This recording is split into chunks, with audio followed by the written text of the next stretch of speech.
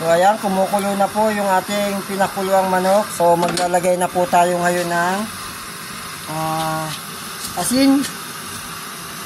Siyempre ang asin natin, kailangan po minimal lang po siya doon sa mga hindi pa ganong sanay.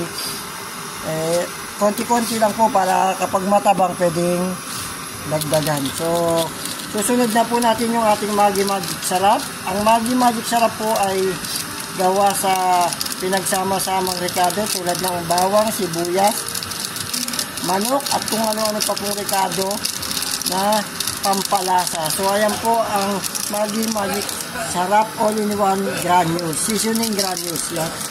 Gumamit po tayo ng Maggi Magic Sarap. So nakakatulong po yan at nagbibigay ng kakaibang lasa sa ating mga lutuin. So ayan, habang kumukulo-kulo na, ay tatakpan na muna po natin siya para mamaya ay lagay na natin yung ating pechay. Yan. So ayun na po, kumukulo-kulo na naman po ang ating, ayan. So pwede na po natin ilagay yung ating pechay. Wow, ang ganda, parang green na green. Ang press na pechay. Yan ang ating pechay.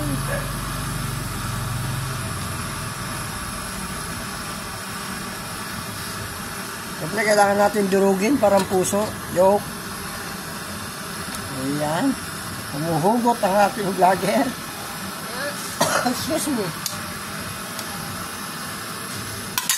So, tatakpan na po muna uli natin siya para mamaya, wag po natin i-overcook yung ating